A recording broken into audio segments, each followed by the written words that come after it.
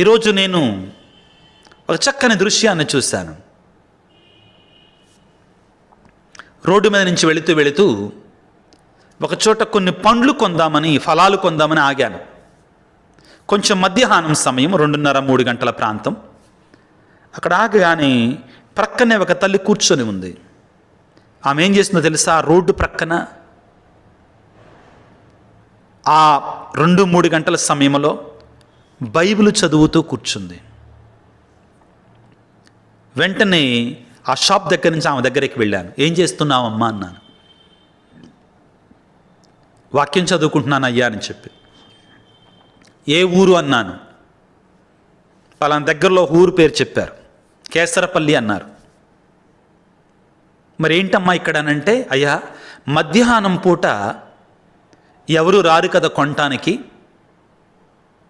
ఎక్కువ మంది రారు కదా, ఆ సమయంలో నేను దేవుని యొక్క వాక్యాన్ని చదువుకుంటున్నానయ్యా. ఎవరన్నా కావచ్చండి ఆ తల్లి. కానీ మనలో ఎంతమంది నా కొద్దిగా సమయం దొరికింది, ఈ సమయాన్ని నేను దేవునికి ఇస్తాను, ఈ సమయంలో నేను దేవుని సన్నిధిలో ఉంటాను, ఈ సమయంలో నేను ప్రార్థన చేస్తాను, ఈ సమయంలో నేను జపమాల జపించుకుంటాను, ఈ సమయంలో నేను దివ్యకారుణ్య ప్రార్థన చేసుకుంటాను, ఈ సమయంలో నేను వాక్యం చదువుకుంటాను, ఈ సమయంలో నేను ఉత్తరించే ఆత్మల కొరకే ప్రార్థన చేస్తాను. ఎంతమంది మనలో సద్వినియోగం చేసుకుంటున్న సమయాన్ని. లూకాసు వార్త 21వ అధ్యాయములో 34వ వచనము ఈ విధంగా సెలవిస్తుంది ప్రియులారా. ఏమంటున్నారంటే, ప్రభువు తుచ్చ విషయాసక్తితోనూ తాగుడుతోనూ చీకు చింతలతోనూ మందమతులు కాక అప్రమత్తులై ఉండండి. మనం మాట్లాడుకున్నాం కదా ఏమని? ఈ అంధకార శక్తులు, ఈ సాతాను శక్తులు మన చేత ఏం చేస్తాయి? ఈ లోకం ఏం చేపిస్తుంది మన చేత? మనల్ని తుచ్చ విషయాసక్తి కలిగి ఆకర్షిస్తుంది. పనికి మాలినటువంటి పాపపు క్రియల కలిగి ఆకర్షిస్తుంది, ఆసక్తిని పెంచుతుంది మన మీద. ఏంటంట? తుచ్చ విషయాసక్తి, లోక సంబంధమైన విషయాల మీద ఆసక్తిని పెంచుతుంది. రెండవది తాగుడుతోనూ చీకు చింతలతోనూ మందమతులుగా చేస్తుంది. కాబట్టి మీరు జాగ్రత్తగా ఉండండి. వాటి జోలికి వెళ్ళమాకండి, వాటికి బలికామాకండి, వాటికి మీరు బలికామాకండి, అప్రమత్తముగా ఉండండి, జాగ్రత్తగా ఉండండి అని ప్రభు ఈనాటి సువిశేషములు హెచ్చరిస్తున్నారు. లూకాసు వార్త 21వ అధ్యాయము 34వ వచనములో ఈ 3 విషయాలను కొంచెం సేపు ధ్యానించుదాం పిల్లలు. తుచ్చ విషయాసక్తి. ఏంటిది తుచ్చ విషయాసక్తి అంటే? దాని గురించి మనకి మత్తయి శుభవార్త 6వ అధ్యాయములో క్రీస్తు ప్రభువు చాలా స్పష్టంగా వివరిస్తారు పిల్లరా. తుచ్చ విషయాసక్తి అంటే ఏమిటంటే, మత్తయి శుభవార్త 6వ అధ్యాయము 25వ వచనము, కావున ఏమి తినెదమా, ఏమి త్రాగెదమా, ఏమి ధరించదమా అని మీరు కలత చెందకూడదు. ఇంకొక విషయాన్ని కిందికి వెళితే 31వ వచనము, మత్తయి శుభవార్త 6వ అధ్యాయం 31వ వచనము, కనుక ఏమి తినదమా, ఏమి త్రాగెదమా, ఏమి ధరించదమా అని మీరు కలత చెందకూడదు. వీటన్నిటినీ కూడా అన్యులు, లోకానుసారమైన వ్యక్తులు కాంక్షిస్తారు. ఎలైనా పరలోకమందున్న మీ తండ్రి మీకు అన్నీ ఇస్తాడు, వాటి గురించి మీరు అడిగామకండి. ప్రభు అంటున్నాడు, ఈ తుచ్చ విషయాసక్తితోటి మీరు మందమతులు కామాకండి, మిమ్మల్ని మీరు పాడు చేసుకోమాకండి, జాగ్రత్త వహించండి. 3 విషయాలు పిల్లలు యేసు ప్రభు చెప్తున్నాడు. జాగ్రత్తగా వినండి, మనసును లగ్నం చేసి వినండి. ఏమి తిందామా, ఏమి తాగుదామా, ఏమి ధరించుదామా, ఏమి తిందామా, ఏం తాగుదామా, ఏం ధరించుదామా. తినడం పంటి పండగ, ఏం ధరించుదామా ఒంటి పండగ, ఇంటిని ఎలా చూద్దాం ఇంటి పండగ. ఇవి కాదు ముఖ్యం, ఇవి కాదు ముఖ్యం. బాధాకరమైన విషయం ఏంటంటే ప్రియులారా, క్రైస్తవులు, చాలామంది క్రైస్తవుల యొక్క పరిస్థితి ఈ విధంగానే ఉంది ప్రియులారా. ఈ విధంగా దాన్ని తయారయ్యారు. తుచ్చ విషయాసక్తికి ఎక్కువ ఇంపార్టెన్స్ ఇస్తున్నాం మనం. లోకానుసారమైన విషయాలకు ఎక్కువ అవకాశం ఇస్తున్నాం. ఆగమన కాలం అంటే కొంచెం నిశ్శబ్దమైన కాలం. ప్రార్థనతో దేవుని రాకడ కొరకై సిద్ధపడే కాలం. కానీ మానవుడు అనేటువంటి వాడు, క్రైస్తవుడు అనేటువంటి వాడు టూ మచ్ బిజీగా అయిపోయాడండి. అది చెయ్యాలి, ఇది చెయ్యాలి, ఆరాటం, తపన. కొన్ని సందర్భాలలో మాకు గురువులకు కూడా, ప్రియులారా, మఠవాసులకు కూడా ఇది ఎక్కువైపోతుందండి. బాధాకరమైన విషయం. బాహ్యమైనటువంటి విషయాలకి ప్రాధాన్యత ఇచ్చుకుంటూ ఆంతరంగిక విషయాలను మనం కోల్పోతున్నామని భయం వేస్తుంది. జాగ్రత్త వహించుతాం ప్రియులకు దేవుని బిడ్డలారా. లూకాసు వార్తలో 17వ అధ్యాయంలో 26 నుండి 27 వరకు చదివితే ఈ తుచ్చ విషయాసక్తి అంటే ఏంటి? తెలుగులో అంటారు తుచ్చమైన మాట. అది తుచ్చమైనదిరా, అది పనికిరానటువంటిదిరా, తుచ్చమైనటువంటిది. అంటే నీచమైనటువంటి విషయాల గురించి మనం ఎక్కువ శ్రద్ధ వహించొద్దు అంటున్నాడు. లూకాసు వార్త 17వ అధ్యాయము 26-27 వచనాలు చదువుకుందాం. జలప్రళయమునకు ముందు నోవా ఓడలో ప్రవేశించినంత వరకు జనులు, మరలా ఇదే మాట వస్తుంది, తినుచు తాగుచు వివాహమాడుచు ఉండిరి. జలప్రళయము వారిని నాశనము చేసినది. అట్లే లోతు కాలమున కూడా జరిగినది.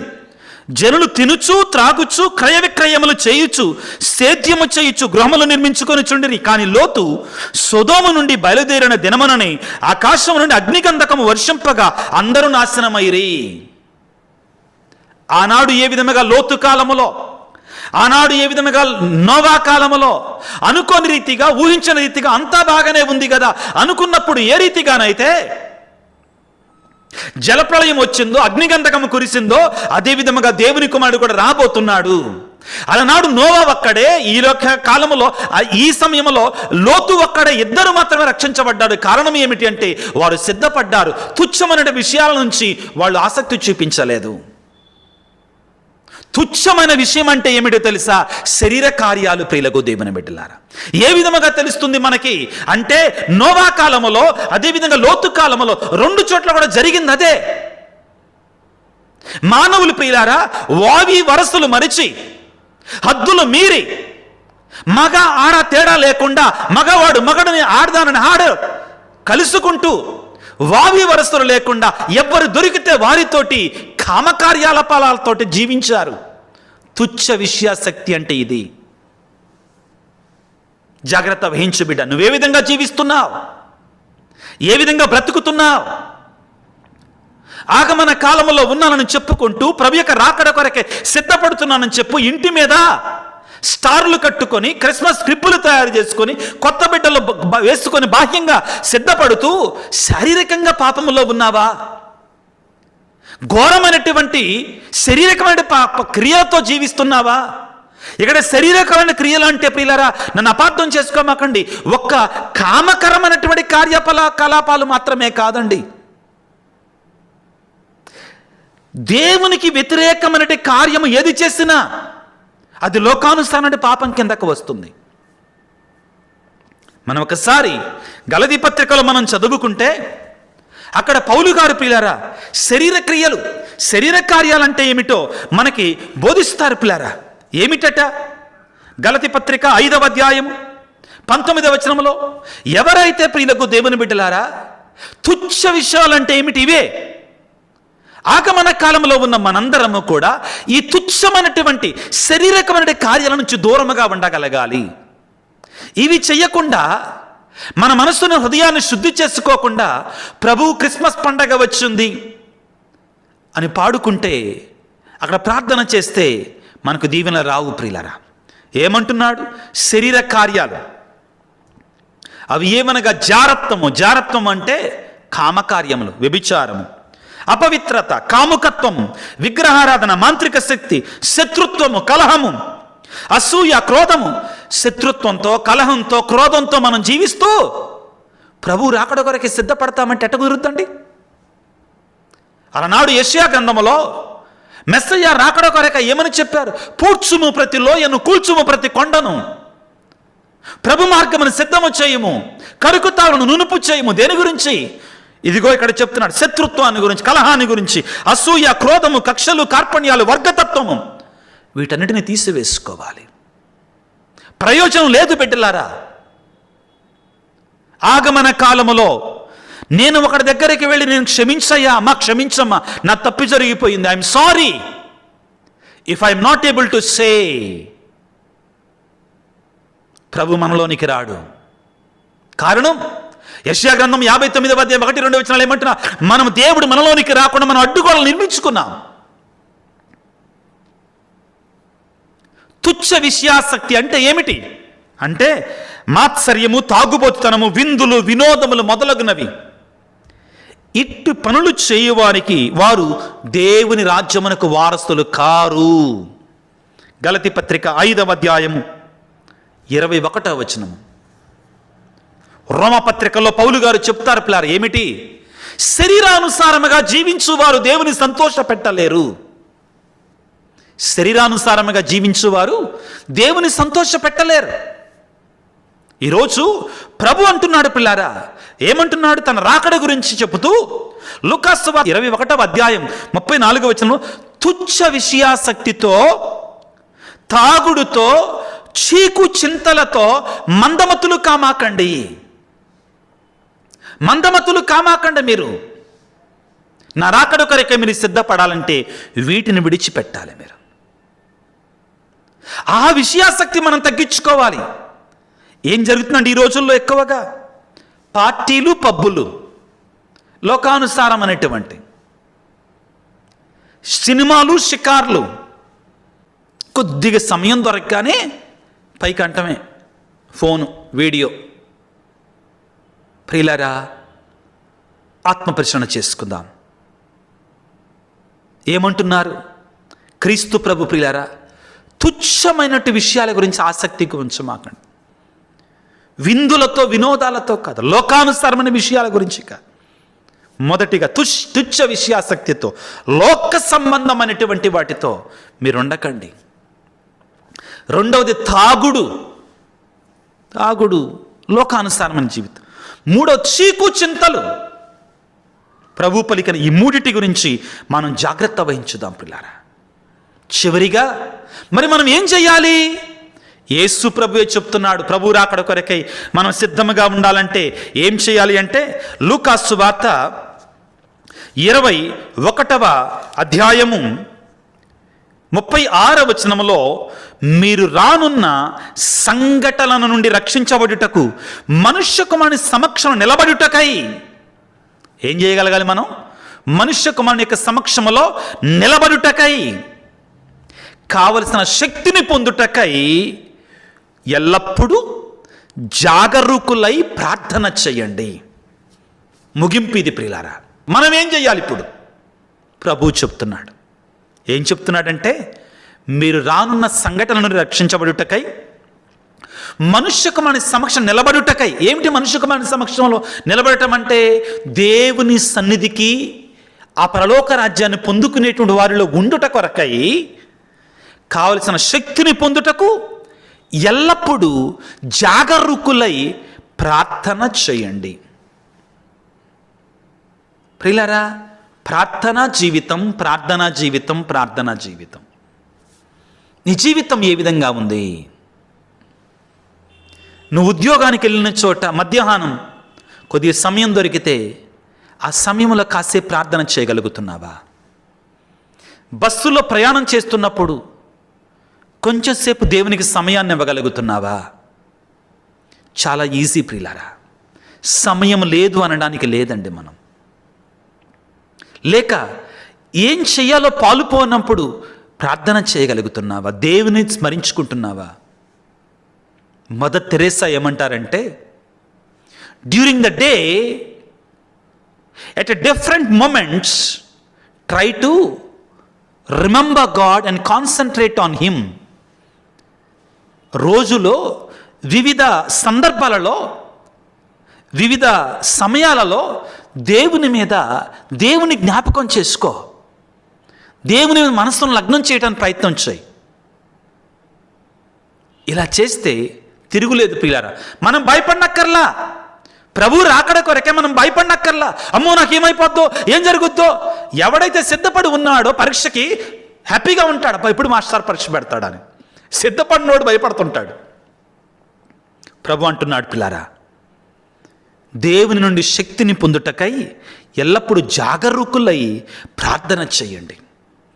ప్రియులారా, పౌలు గారు కూడా ఎఫెసీ పత్రిక 6వ అధ్యాయములో ఏమంటున్నాడు చూడండి. 6వ అధ్యాయం 18వ వచనములో, దీనికి అంతకును దైవ సహాయమును కోరుచు ప్రార్థన చేయండి, ఆత్మ ప్రేరణను అనుసరించి అన్ని సమయములందును ప్రార్థన చేయండి, కనుకనే పట్టుదలతో మెలకువగా ఉండి దైవ ప్రజలందరి కొరకే ప్రార్థన చేయండి. 3 సార్లు చెప్పాడండి ఒక్క వాక్యములోనే. ఎఫెసీ పత్రిక 6వ అధ్యాయము 18వ వచనంలో 3 సార్లు చెప్పాడు. ఏమని? దైవ సహాయం కొరకే ప్రార్థన చేయండి, ఆత్మ ప్రేరణ అనుసరించి అన్ని సమయంలో ప్రార్థన చేయండి, పట్టుదలతో మెలకువగా ఉండి దైవ ప్రజలందరి కొరకే ప్రార్థన చేయండి. ప్రార్థన ప్రార్థన ప్రార్థన. ఆశ్చర్యం ఏంటంటే ప్రియులారా, ఈరోజు ప్రభువు లూకాసు వార్త 21వ అధ్యాయములో 35వ వచనములో 36వ వచనములో మీరు ఎల్లప్పుడూ ప్రార్థన చేయండి, జాగరూకులై ఉండని అని చెప్పిన వెంటనే ప్రభు ఏం చేస్తున్నాడు తెలుసా? వాక్యాన్ని చదువుతాను వినండి. లూకాసు వార్త 21వ అధ్యాయం 37వ వచనములో, యేసు పగలు దేవాలయమును ఉపదేశించుచు రాత్రి వెలుపలకు వెళ్ళి ఒలివ పర్వతం పైన సమయం గడుపుచుండెను. ఒలీవల పర్వతం మీద ఏం చేస్తున్నాడు? ప్రార్థన చేస్తున్నాడు దేవుడితోటి ఏకాంతంగా. యేసు ప్రభు కూడా. ప్రియులారా, ఈ ఆగమన కాలం మనకు కృపాకాలముగా ఉండాలి, అనుగ్రహాల కాలముగా ఉండాలి, ఆశీర్వాదాల కాలముగా ఉండాలి, ప్రభు రాకడ కొరకై సిద్ధపడే కాలముగా ఉండాలి. ఎప్పుడు చెప్పే మాట నేను చెప్తాను, అది తప్పదు మనందరికీ కూడా. ఏమిటి?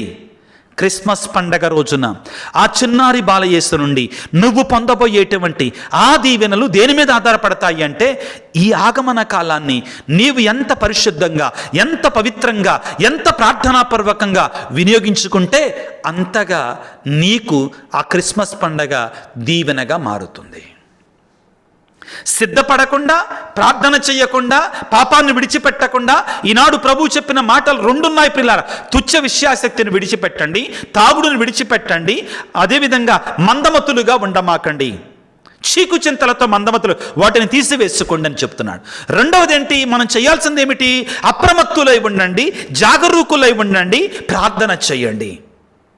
తీసివేసుకోవలసినటువంటివి కొన్ని, చేయవలసినటువంటివి కొన్ని, చేయకూడనటువంటివి కొన్ని, చేయవలసినటువంటివి కొన్ని. ఈ లోక సంబంధమైన శరీరానుసారమైన క్రియలను మనం చేయకుండా ఉండాలి. ప్రార్థన, జాగరూకత, మెలుకొని ఉండటం, సిద్ధపడి ఉండటం మనం చేయవలసినటువంటివి. దేవుని వేడుకుందాం పిల్లరా. అయ్యా, మా శక్తి మాకు చాలదు, నీ శక్తిని మాకు ఇవ్వయ్యా, నీ రాకడ కొరకే మేము సిద్ధపడి ఉండలాగున నీ వచ్చిన సమయంలో మేము సిద్ధపడినటువంటి కన్యల వలె వెలుగుచున్న కాగడలతో నీకు సంతోషంగా ఎదురేగి రా ప్రభువా రా, మారనాథ, ప్రభువా ఏం చేస్తారండి అని చెప్పువారులాగా మమ్మల్ని దీవించండి నాయన అని తలలో వంచి ప్రార్థన చేద్దాం. సర్వశక్తిమంతుడా, సర్వోన్నతుడా, ప్రేమమయుడా, మేము చాలా సందర్భాలలో ఈ లోకానుసారమైనటువంటి బాహ్యమైనటువంటి విషయాలతో, తుచ్చ విషయాసక్తితో మేము హడావిడిగా ఉంటున్నాం. ఈ రోజున మీరు మాకు సందేశము ద్వారా హెచ్చరించి మాకు బోధించిన సందేశం, వాటి గురించి పట్టించుకోమాకండి. లోకానుసారమైన విషయాల గురించి కాదు, తాగుడుతో కాదు, చీకులు చింతలతో కాదు మీరు గడపాల్సింది. అప్రమత్తులై ఉండండి, జాగరూకులై ఉండండి, ఎల్లవేళలా ప్రార్థన చేయండి. ప్రభువా మాకు నేర్పించు నాయన. ఒకవేళ మేము ఈ లోకం వెంట పరిగెడుతున్నట్లయితే, పాపం వెంట పరిగెడుతున్నట్లయితే, సాతాను వెంట పరిగెడుతూ మరణం పాలవుతుంటే ప్రభువా మమ్మల్ని హెచ్చరించునైనా, మమ్మల్ని గద్దించునైనా అవసరమైతే. నీ రాకడ కొరకై, నీ క్రిస్మస్ పండగ కొరకై మేమందరం సిద్ధపడుతుండగా నాయన మాలో మార్పును తీసుకొని రండి, హృదయ పరివర్తన తీసుకొని రండి. ప్రభువా నీ రాకడకు సిద్ధపరచడానికి వచ్చినట్టు బాప్తిస్మ యోహాను గారు పలికిన మాటలు, పరలోక రాజ్యం సమీపించినది, హృదయ పరివర్తన చెంది సువార్తను విశ్వసింపుడు.